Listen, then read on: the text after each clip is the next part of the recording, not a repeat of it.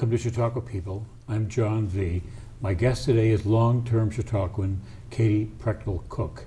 She grew up in Fredonia, New York, where her father coached basketball at Fredonia State and later became athletic director. Coach has overseen Boys and Girls Club at Chautauqua for many years. While at home, she participated in recruiting events and team dinners. She danced, did gymnastics, and played piano.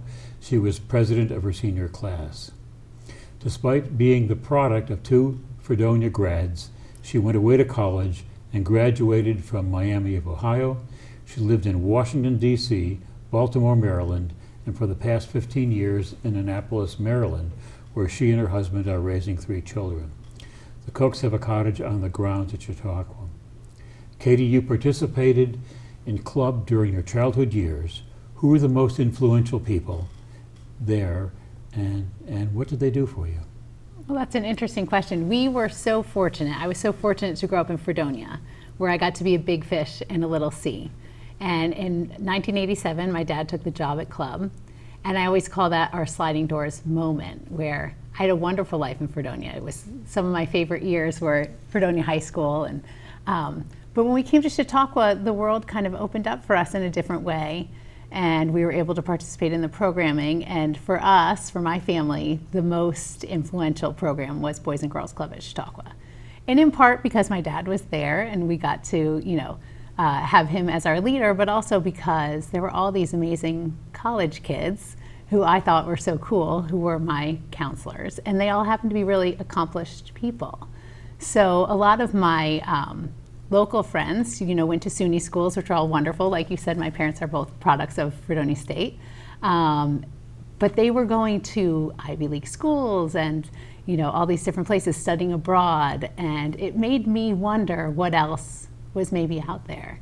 And so Ann Ayers and Mark Rotaco, who happens to end up getting married, were two of the most influential people who I now call friends.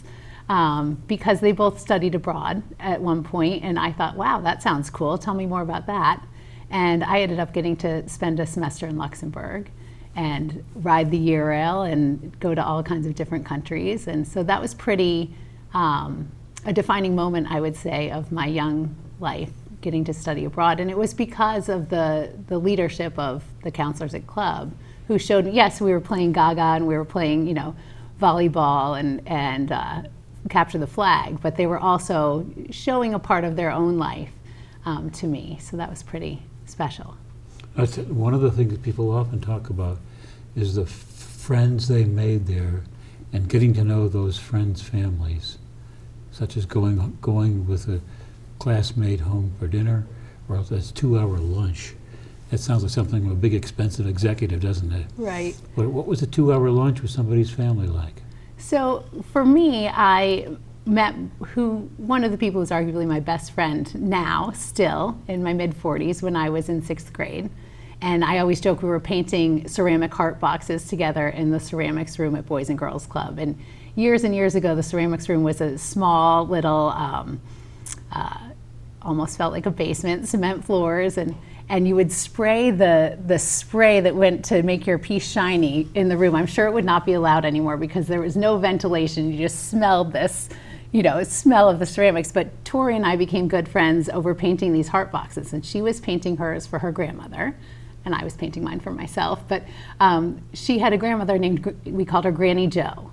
And the fun thing about Chautauqua was everyone's granny was your granny too. So we would go to Granny Joe's house for lunch, and I would sit in her living room, and she made me feel like part of her family.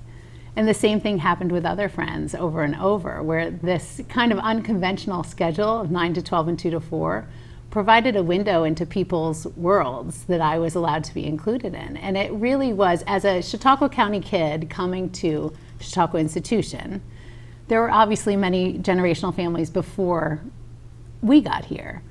But I was fortunate enough to get involved with some friends who really brought me into their fold and really made me part of their family.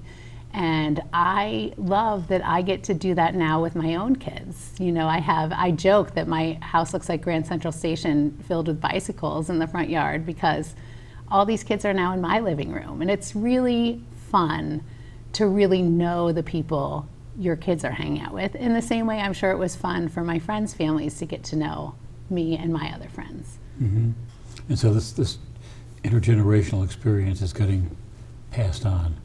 I think it's such a unique thing. People have lots of vacation destinations, right? And Chautauqua, I think, is unique in that for some of us, for me, the programming is what I tell people about when they ask where I go all summer.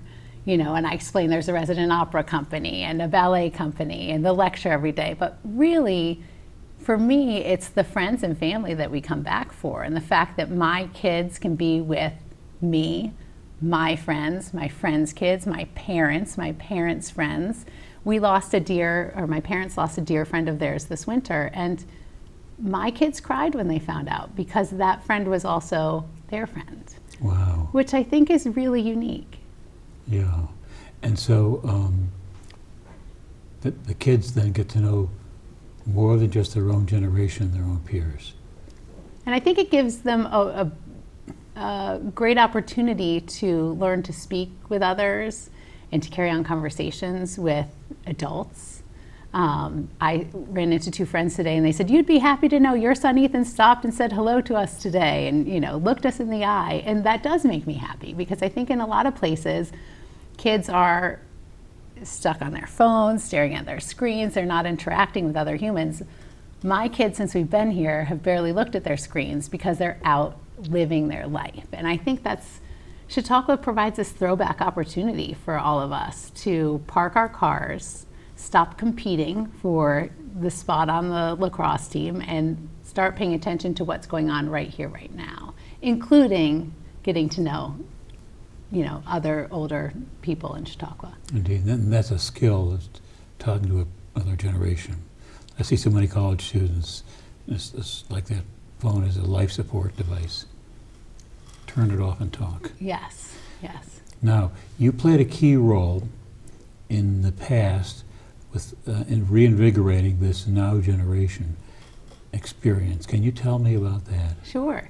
So I was fortunate enough to be asked to chair the Now Generation after a couple of years of participating in events. And we had a great team of people who were doing this together, and we would meet 4 times a year and kind of plan our agenda of what we wanted to do. And the goal was to get people to continue to come back to Chautauqua. So Chautauquans were spreading out to different cities around the country. And, if you lived in New York City, maybe the Hamptons were calling. Or if you lived in Chicago, maybe a vacation house in Michigan was calling. And our goal was to make sure people were still connected back to Chautauqua so that we didn't lose them to these other places that are wonderful, but they're not Chautauqua. And so we planned events where we would have a President's Cottage meetup, and that was great. That was the main event for this group for a long time. But then we said, well, what else could we do? And so one of our, I think, best ideas was creating this thing called Chautauqua Near You. And we would plan an event in a bunch of cities on the same day, usually in the springtime. And people from all over the country would say, well, I can chair it in Seattle, and I can chair it in DC, and I can be the person in Cleveland.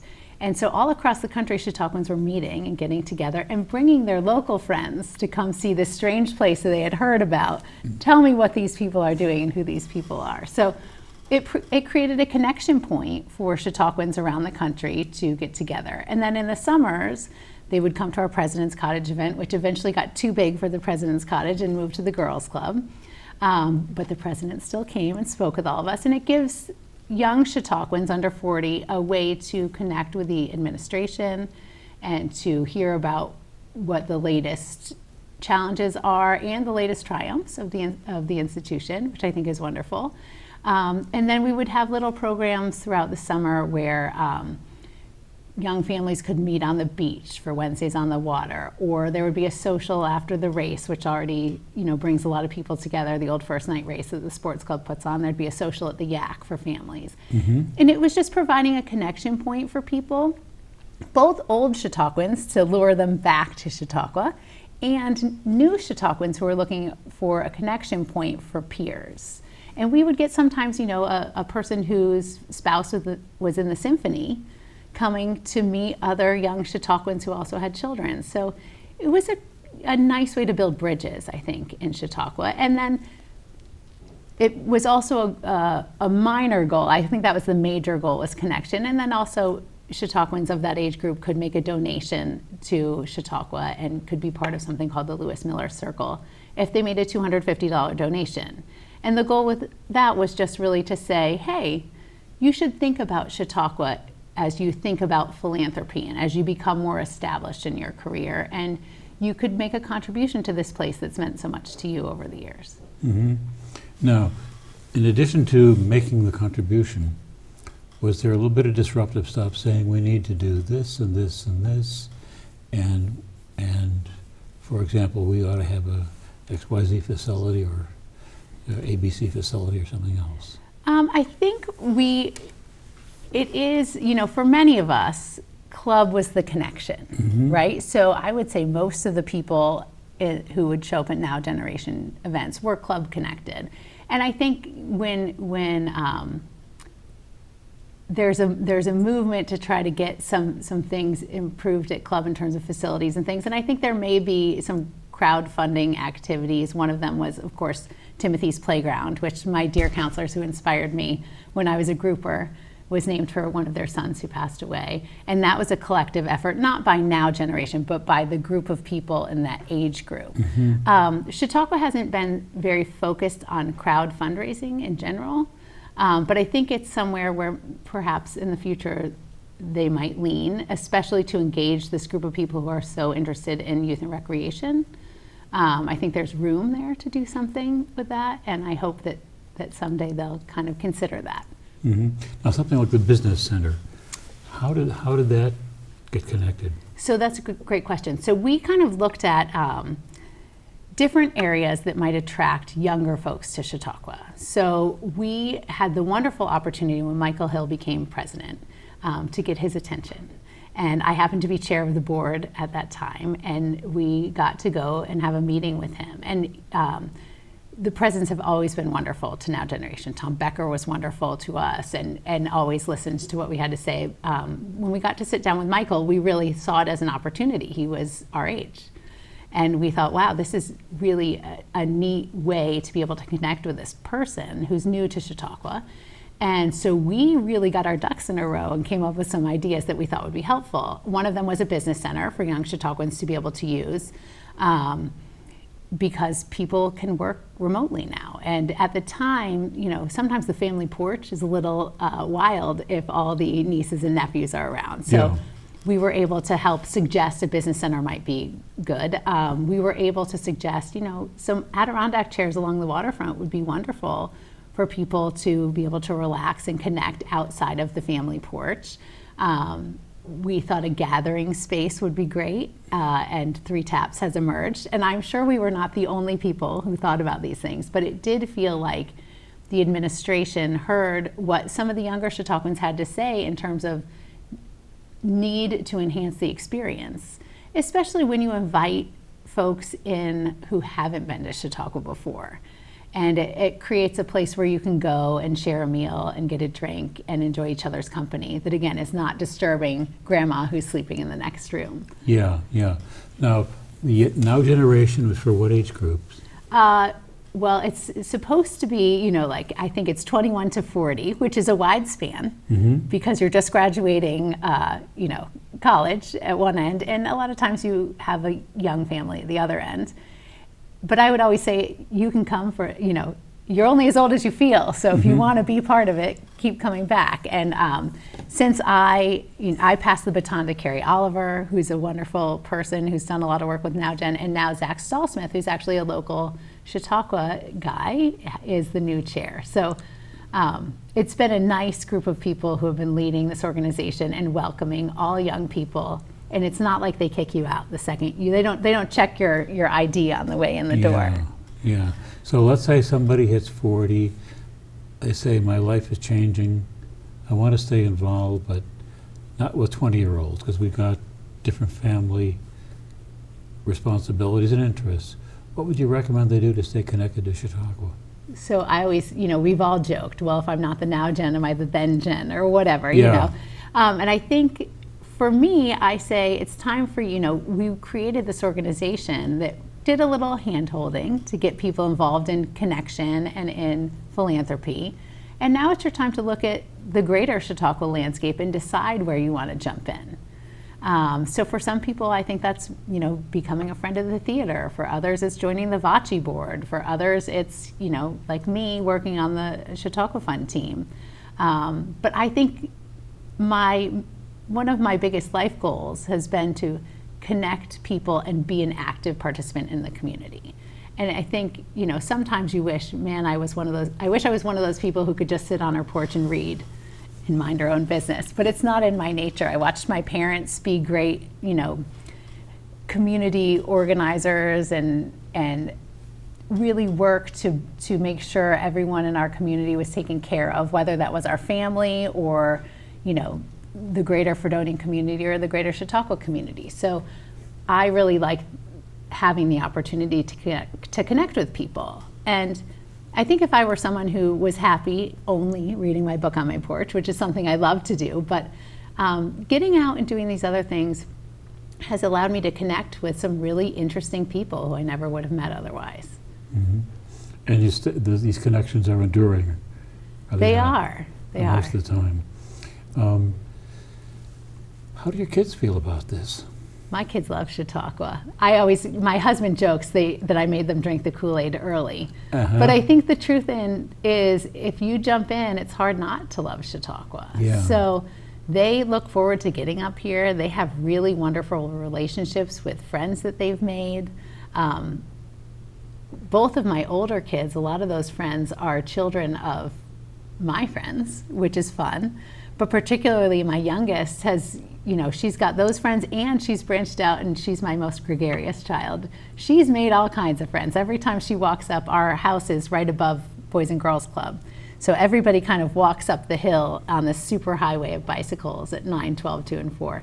And she's always got a new friend that she's shouting goodbye to or inviting over for dinner or stopping in. We have a little candy jars on our porch. So if you don't go to the Yak to pay for your candy, you come to the cook's porch to get free candy. So, I'll remember that. Yes, which is, I was inspired by my dear friends, Vic and Joan Gelb, who I called Grandpa Vic and JoJo growing up, because they always had a giant peanut M&M jar. And we would go over there and stick our hands right in the jar and eat all the M&Ms, but then also end up spending a lot of good time with Grandpa Vic and JoJo. So. Mm-hmm. Mm-hmm. So that worked out real well. Tell me about your activities in fundraising for Chautauqua. So I have been fortunate enough to be part of the Chautauqua Fund team for a long time. I was trying to remember. How does that work?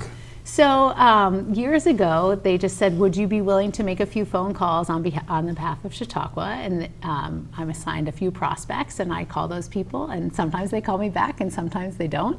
But when you get a chance to meet people and have coffee with them and talk to them about their Chautauqua experience, what they love, what they wish for in the place, how they got involved in Chautauqua, you meet really interesting people. And quite often those people end up, with your encouragement, making a gift to the Chautauqua Fund. Last year, the Chautauqua Fund, I think we raised over $5 million.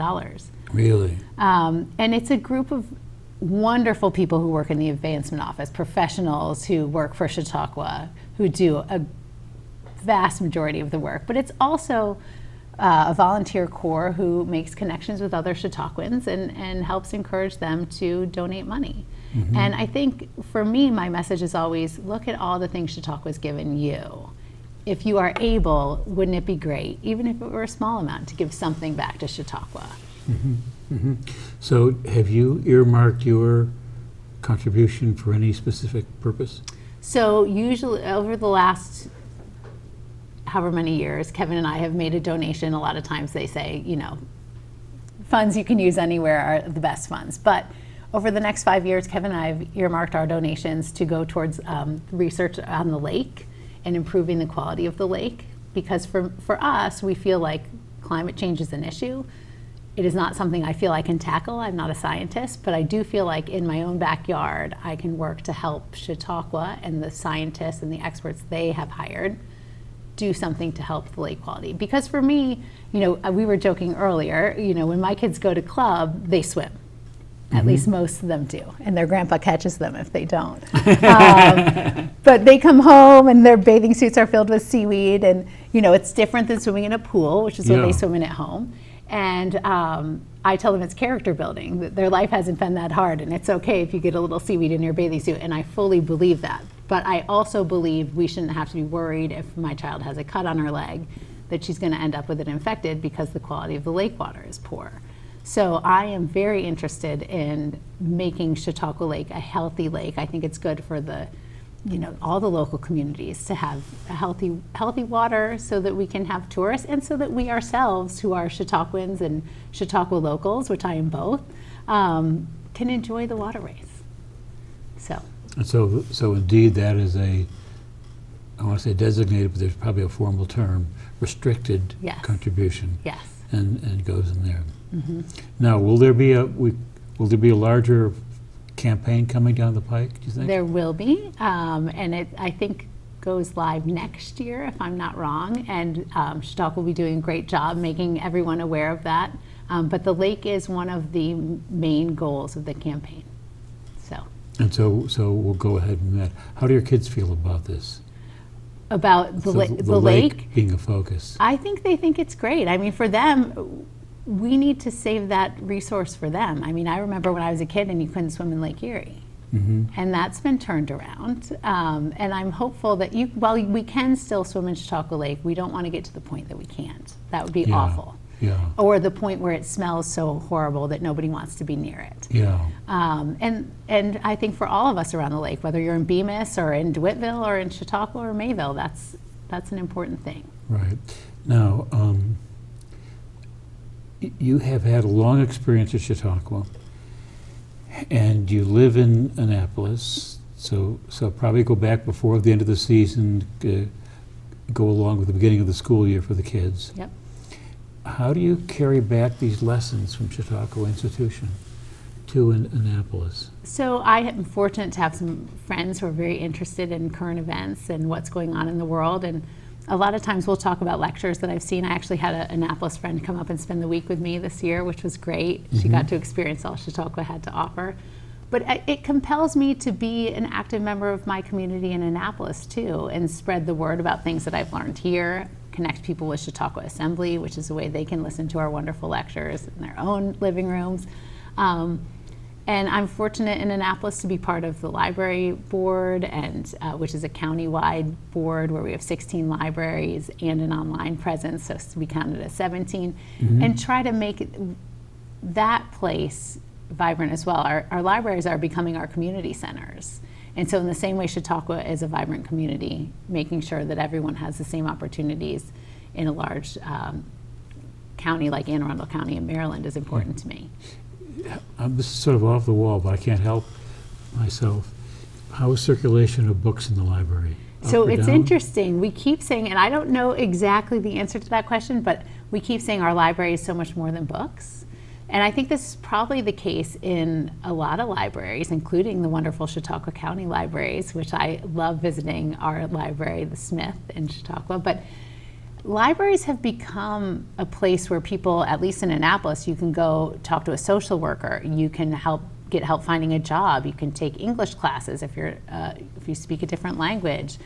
We have baby pantries in our libraries with diapers. I mean, it has really become, there's a vacuum where, some of the community centers, whether they were churches or otherwise, that many of us had growing up, people aren't as connected to those entities anymore, at least down where I live. Mm-hmm. And so this is filling a hole for those folks. I didn't realize that. Yeah. That there are other functions. We are about out of time. I can't believe it. Yeah. What else do we need to cover? And you've had such a broad series of experiences that have been so intense. I just think for me, I feel so lucky to have grown up in Chautauqua County. I always felt, my friends laugh at me that, I talk about my childhood like it was a storybook, and it was. I have two wonderful parents and great siblings, and Fredonia was a great place to live growing up. And then coming to Chautauqua really opened our minds to so many different opportunities. And I hope we can get more Chautauqua County folks to come into the grounds, and I'm really glad that Chautauqua is reaching out into the community as well and trying to engage people in different ways.